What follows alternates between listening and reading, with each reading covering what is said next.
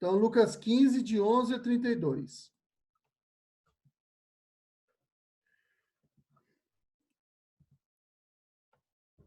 Vamos lá. E depois, Filipenses, Lucas 15, de 11 a 32. E depois, Filipenses 2, 13.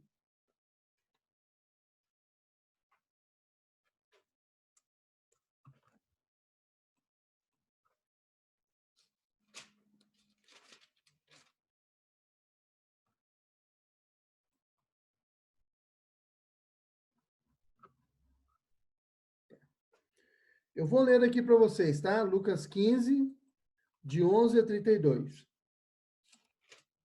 Vocês acompanham aí nas suas Bíblias, tá bom? Continuou. Certo homem tinha 2 filhos. O mais moço deles disse ao pai: Pai, dá-me parte dos bens que me cabe.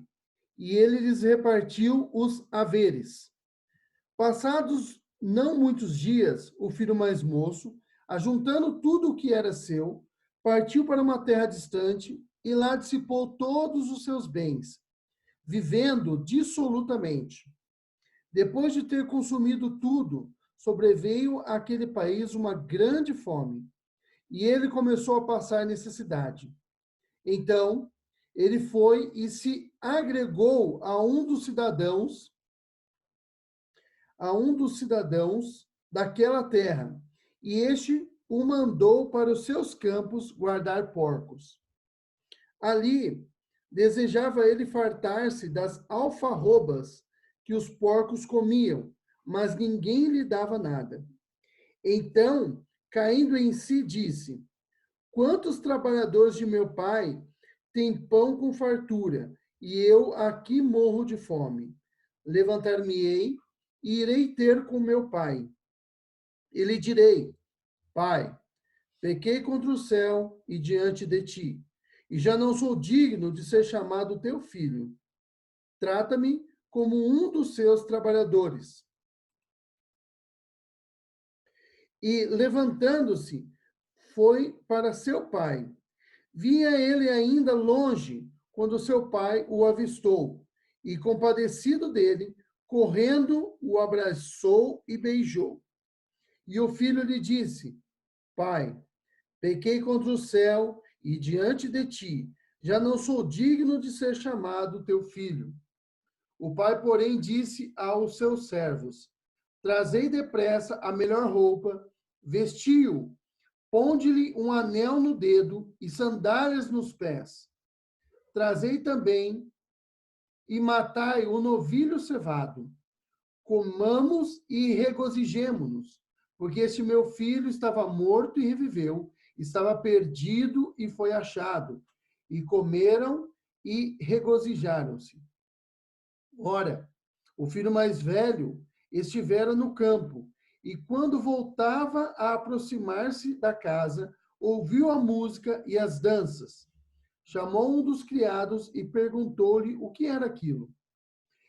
E ele informou: Veio teu irmão, e teu pai mandou matar um novilho cevado, porque o recuperou com saúde. Ele se indignou e não queria entrar. Saindo, porém, o pai procurava reconciliá-lo, mas ele respondeu a seu pai: Há tantos anos que te sirvo, sem jamais transgredir uma ordem tua, e nunca me deste um cabrito sequer para alegrar-me com os meus amigos. Vindo, porém, esse teu filho, que desperdiçou os teus bens com meretrizes, tu mandaste matar para ele um novilho cevado. Então lhe respondeu o pai: Meu filho, tu sempre estás comigo, tudo o que é meu é teu. Entretanto, era preciso que nos regozijássemos e nos alegrássemos, porque esse teu irmão estava morto e reviveu, estava perdido e foi achado. Esse é o texto que a gente conhece, né? Bastante conhecido, que em nossas Bíblias vem com o título de Parábola do Filho Pródigo. Algumas pessoas já vi comentando que ela deveria se chamar a parábola do pai amoroso, né? Ou então a parábola do irmão mais velho perdido. porque eles que são as figuras principais ali do... E não o filho, o pródigo, né? O gastador. A outra leitura nossa está em Filipenses, capítulo 2, versículo 13. Filipenses, o Novo Testamento, tá? Aos Filipenses.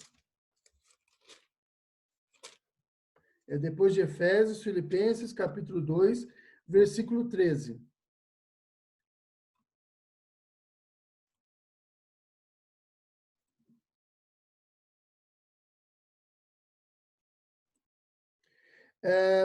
Vamos lá. Porque Deus é quem efetua em vós, tanto o querer como o realizar, segundo a sua boa vontade.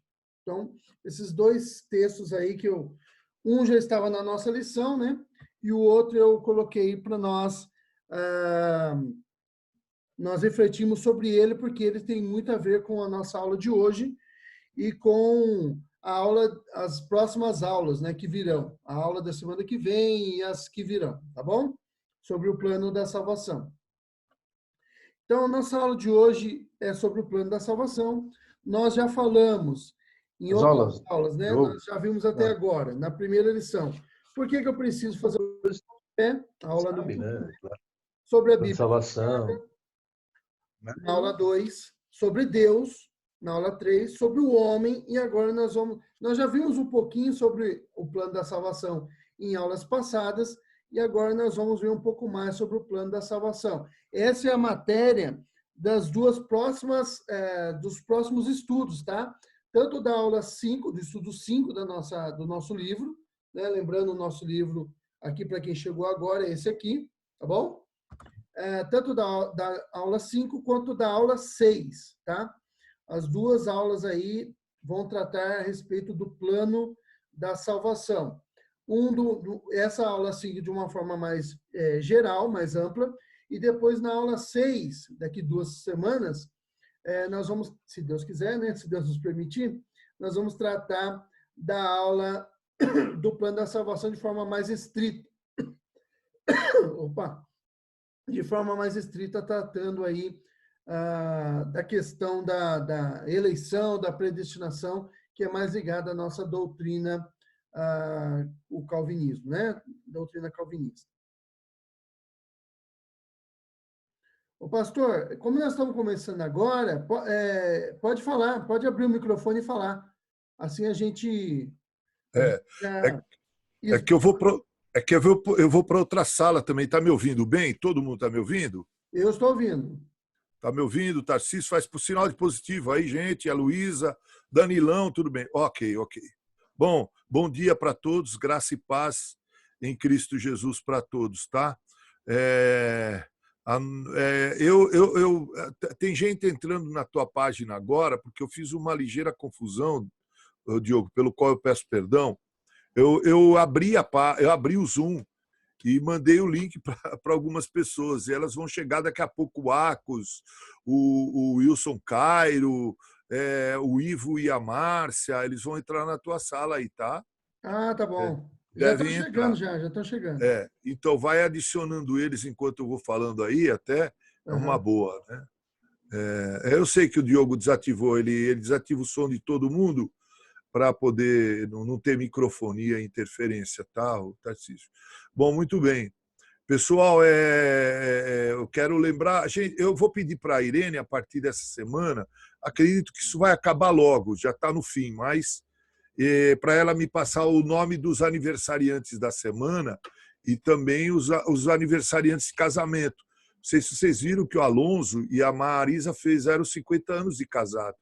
E o José Roberto e a Nancy também, né? Então, lá no Facebook eu dei um destaque para isso, mas se eles entrarem na sala aí, dê uma palhinha sobre isso e orem por eles, tá bom?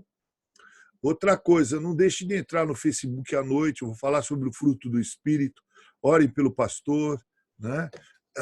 Eu estou um pouco ruim da garganta, acredito que não é nada do Covid, não. Essa mudança de tempo está muito frio, né? Esfriou bastante, mas eu espero ter boas condições para a noite, tá bom? Eu tenho uma live daqui uns 15 minutos, 10h30, eu vou transmitir uma live aí lá para o Nordeste. Mas eu espero que a aula de vocês seja boa. Posso orar por vocês? Sim, pastor. Feche seus olhos.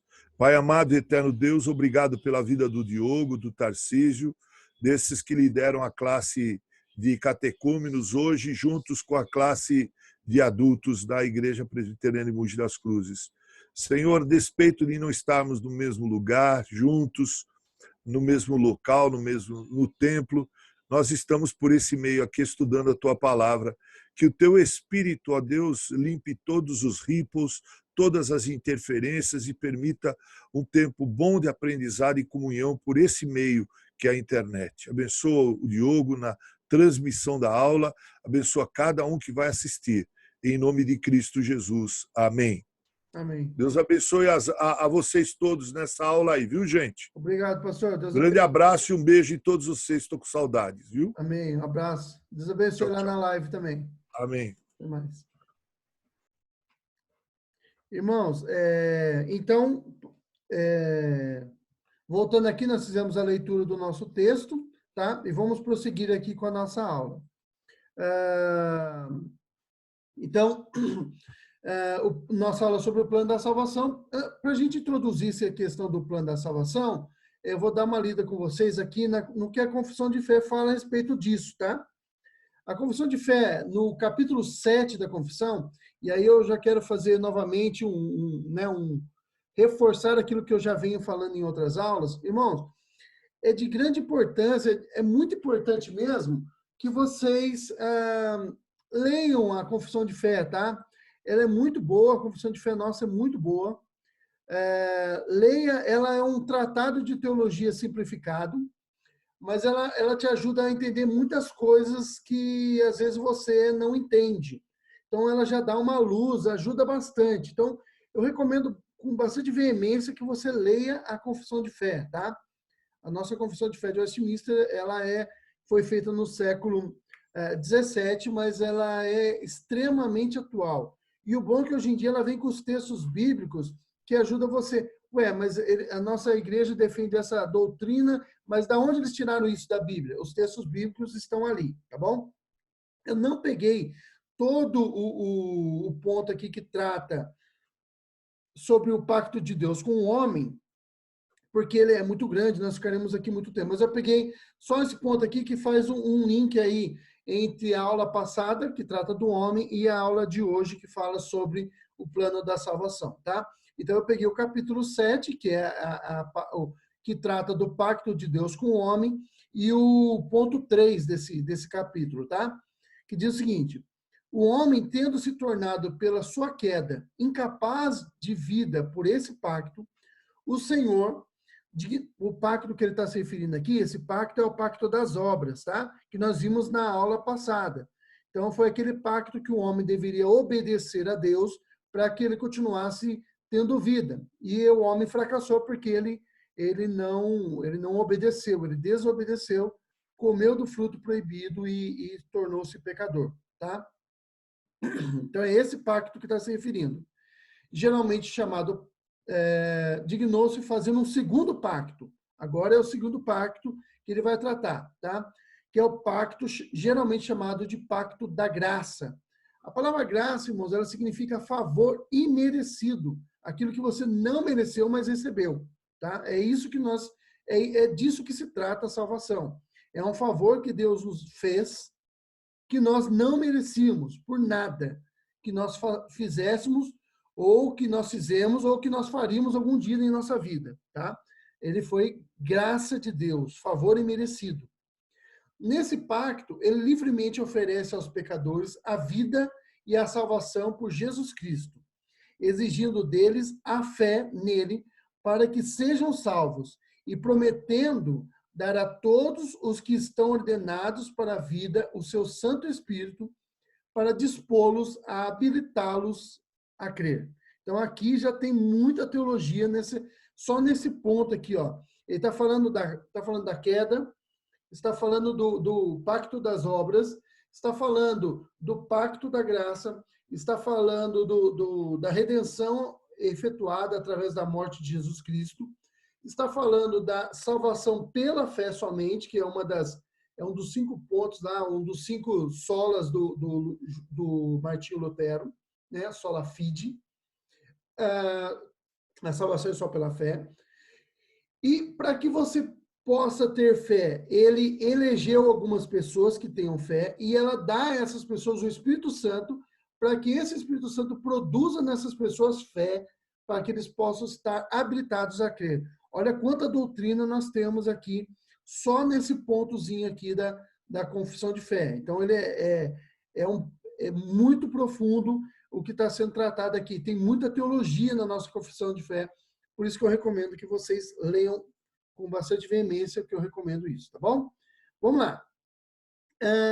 Algumas pessoas perguntam se Deus sabia que o homem ia cair, por que ele fez o homem, tá? Ou por que ele permitiu. Irmãos, existem várias tentativas de responder essa questão, essa pergunta, mas a verdade mais honesta de todas é que realmente nós não sabemos. Nós não sabemos por quê. Nós podemos responder com um simples porque sim. Ele quis e ele fez, tá? Porque ele é Deus e ele faz o que ele quiser. Como você faz as coisas que você quer, tá bom? Como você colocou essa roupa de hoje de manhã porque você quis, como eu coloquei essa roupa porque eu quis, ele faz as coisas porque ele quer. E no caso de Deus é porque ele quer mesmo e é a autonomia soberana dele, né? E fazer o que ele quer, sem influência de nada, tá? E ninguém, a Bíblia fala, quem foi o seu conselheiro, né? Quem deu primeiro a ele para depois tomar de novo a ver. Então ele é o Deus soberano, tá? Ele fez porque ele quis. Bom, seguindo aqui com a nossa aula, vamos lá. Plano de salvação ou pacto da graça, tá? Ou melhor, pacto da graça ou aliança da redenção. Então, quando a gente está falando agora de plano da salvação, nós precisamos entender um pouco sobre esse pacto da graça, da qual a confissão faz referência ali agora há pouco que nós lemos, tá? O que é esse pacto da graça? O que é essa aliança de redenção, tá? Vamos lá. Seguindo aí com a nossa... O pacto, o que seria, né? Uma definição desse pacto da graça, tá? Nesse pacto da graça, Deus Filho se colocou no lugar do pecador e incumbiu-se de fazer a expiação do nosso pecado, suportando o castigo necessário e de satisfazer as exigências da lei em lugar de todo o seu povo. Então, o pacto da graça consiste no fato de que o Filho, ele tomou o nosso lugar. É por isso que a gente fala que a morte de Cristo foi uma morte vicária. A palavra vicária, ela significa substitutiva. Então, ele substituiu-nos morrendo em nosso lugar, tá bom? É disso que trata o pacto da graça. O Filho se colocou à disposição para morrer em nosso lugar. Porque se nós morrêssemos, nós estaríamos perdidos. Não haveria salvação para nós. Se nós tivéssemos que pagar pelo nosso delito, não haveria escape para nós, e nós vamos ver um pouco disso adiante, tá? Bom, se é nisso se é isso que é o pacto da graça, então vamos continuar vendo aqui a nossa apresentação aqui. Bom, o que ele conquista para nós? Através desse pacto, Deus estabeleceu com o homem, agora pecador, ou seja, o homem agora que depois do pecado, tá? Porque antes não era necessário. Por quê? Por que você precisa de graça, de favor imerecido, no momento que o homem ainda não é pecador? Ele ainda não deve para Deus, tá? Outro ponto importante aí a se colocar. Eu já vi gente falando que Jesus ele pagou a dívida para o diabo. E isso não é uma verdade bíblica, tá? Nós nunca devemos nada para o diabo. A nossa dívida era para com Deus, é para Deus que nós devíamos. É para ele que tinha que ser pago a nossa dívida, tá? É com ele que nós tínhamos dívida. Então, através desse pacto, o pacto da graça, Deus estabeleceu com o homem, agora pecador, agora que ele pecou, um pacto de amizade e salvação. Nele, Deus oferece ao pecador a salvação e a vida eterna através de Jesus Cristo. Então, nós, a partir do momento que o homem pecou, que Adão e Eva pecaram, nós sendo descendentes dele, contaminados pelo pecado original, que lembra que nós vimos na aula passada, nós vimos na aula passada que eu falei eita aqui porque o João acabou de falar que meu tempo está acabando. Vai entender. Mas vamos lá. Se acabar, a gente para e retoma de novo em 1 minuto, tá bom? Se ele me cortar aqui. Nós vimos na aula passada que o homem, o Adão, ele era o nosso representante federal, ou nosso representante pactual, e quando ele pecou, todos nós nos tornamos pecadores na bagagem dele, tá? Então, nós somos pecadores porque ele pecou, tá? Isso foi passado para nós, transmitido para nós, tá? Nós nos tornamos inimigos de Deus, é isso que a Bíblia ensina. Nós éramos, por natureza, filhos da ira. Paulo fala lá em Efésios, nós éramos inimigos de Deus. A Bíblia fala que Deus prova seu amor para conosco pelo fato de Cristo morrer por nós, sendo nós ainda pecadores. Nós estávamos com a mão fechada contra Deus, nós éramos inimigos de Deus, nós não queríamos saber dele, nós não queríamos nada com ele naturalmente, não tinha nada em nós que pedisse por Deus, nós, na verdade, somos, ou éramos, melhor dizendo, inimigos de Deus, mas Deus, ele resolve fazer as pazes conosco, tá? Ele resolve fazer um pacto de amizade. Só que não dava simplesmente para fazer de conta que não aconteceu, fazer de conta que não há pecado. Deus não faz assim, Deus não é como nós, tá? Faz de conta que não aconteceu. Deus não é brasileiro para dar jeitinho, tá? A gente fala que Deus é brasileiro, apesar que Deus é muito favorável para nós. Nós temos um país muito bom, né? O problema é quem mora aqui nesse país. Mas o país é um país muito bom. A região aqui, né, o nosso solo, tudo aqui é muito bom, mas ele não é brasileiro, ele não dá jeitinho, tá? Eu até não gosto muito desse negócio de jeitinho brasileiro, porque eu acho que jeitinho brasileiro é desculpa para fazer coisas erradas, né? E Deus não dá jeitinho, ele precisava que o pecado fosse pago, ele precisava que algo fosse feito para que a comunhão fosse restabelecida, tá certo? Vamos continuar aqui com a nossa aula aqui. Bom, vamos ver um pouco a respeito da questão do pecado, tá? O que é o pecado? Nós estamos falando de salvação, mas para que a gente possa entender o que é salvação, que nós somos salvos de quê? Nós somos salvos da ira divina, nós somos salvos da condenação eterna. E nós somos salvos do nosso pecado, tá? Mas o que é o pecado? De que tanto a gente fala, tá?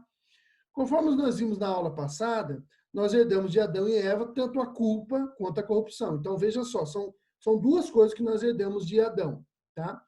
Nós herdamos a culpa, ou seja, por causa do pecado dele, nós somos culpados. Nós somos considerados culpados. Se estivéssemos em um tribunal, seria lida a nossa sentença e no final da sentença, o veredito seria culpado, tá? Nós estaríamos culpados. A gente bate martelo, mas aqui no Brasil, eu já vi alguém falando que não bate martelo. Então, é coisa de tribunal americano, né? Norte-americano. Nós somos considerados culpados pelo pecado de Adão. Nós somos considerados culpados tanto pelo pecado original, o que nós vimos na aula passada, né? Que é o pecado, a consequência do pecado de Adão, quanto o pecado atual, que é o pecado que nós mesmos, eu cometo, você comete, tá bom? Pecado que nós cometemos, tá? Nós somos culpados desse pecado e nós herdamos também a corrupção. O que é isso? O que eu quero dizer com a questão nós herdamos a corrupção? Ou seja, nós vimos isso também na aula passada.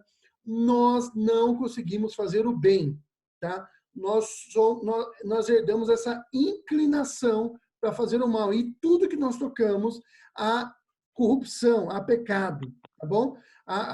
Nada que nós fazemos é perfeito, é totalmente santo. Por quê? Porque nós somos corruptos, tá? Desde a nossa natureza, desde o nosso nascimento. Outra coisa que nós vimos a respeito da corrupção é que ela não diz respeito à questão de profundidade, tá? Mas de abrangência. Ou seja, nós não somos corruptos no maior grau que nós podemos ser. Porque existe o que nós chamamos de graça comum, que é revelada dos céus para nós, tá bom? E que, por causa dessa graça comum, nós não fazemos toda a maldade que está no nosso coração.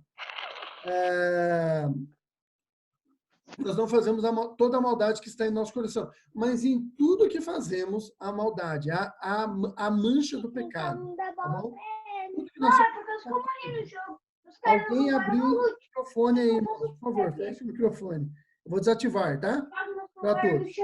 Pronto, só ficou eu agora. Então, tudo que nós fazemos está contaminado, maculado pelo pecado. Mas o que é o pecado? Tá? A verdade é que nós pecamos. Vamos dar uma lida aqui, antes da gente seguir, Romanos 7:19. Romanos 7:19, eu vou ler para vocês, tá bom? Romanos 7:19, se você não teve tempo de abrir aí a Bíblia, só acompanhe que eu estarei lendo em voz alta. Tá? Vamos lá. Porque não faço o bem que prefiro, mas o mal que não quero, esse eu faço. Palavras de Paulo, né? Ou seja, isso tem a ver com aquilo que nós falamos agora, da corrupção e da culpa, tá? Principalmente da corrupção, não nos impede de fazer o que é certo. Então, Paulo diz, o bem que eu quero fazer, eu não consigo. Quer dizer que Paulo nunca faz o bem? Não é isso, tá?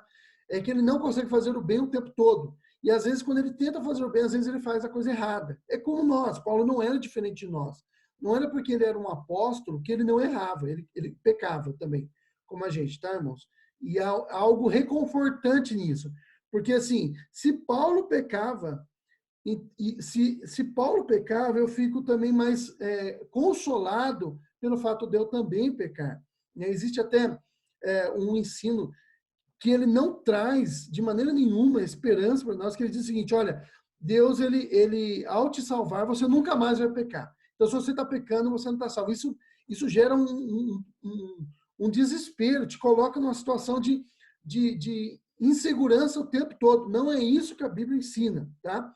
A Bíblia fala que nós somos salvos por Cristo. E ele fala, aqueles que o Pai me deu, que estão na minha mão, de maneira nenhuma eu lançarei fora. E ninguém arrebata essas pessoas da minha mão. Elas estão seguras em Cristo. Nós estamos seguros em Cristo, tá?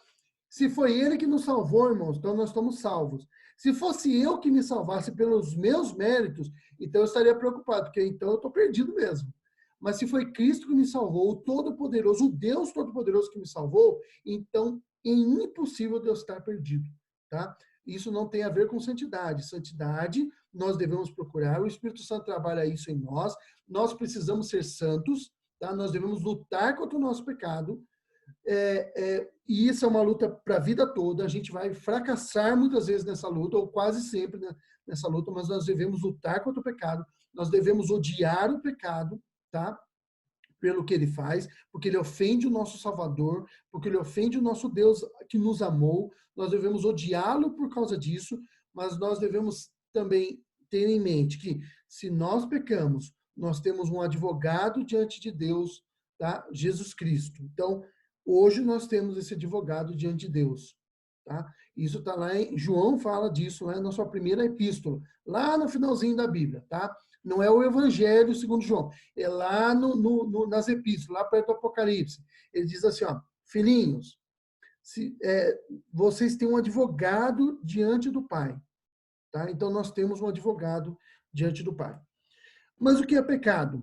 Tá? Para a gente resumir o que está escrito no Breve Catecismo, pergunta 14, tá, do Breve Catecismo, a resposta pergunta, né, o que é pecado, e a resposta lá nessa pergunta é qualquer falta de conformidade com a lei de Deus, tá?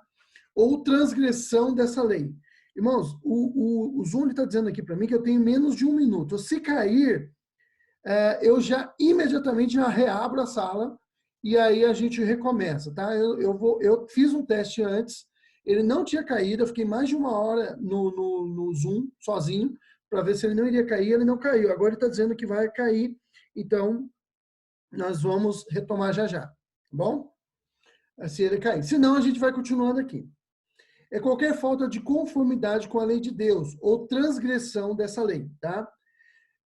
É uma afronta, não palavras do breve catecismo, mas o que é o pecado? É uma afronta direta à santidade de Deus, tá? Isso é o pecado. Nós afrontamos diretamente a santidade de Deus quando nós pecamos, tá bom? Vamos seguir aqui.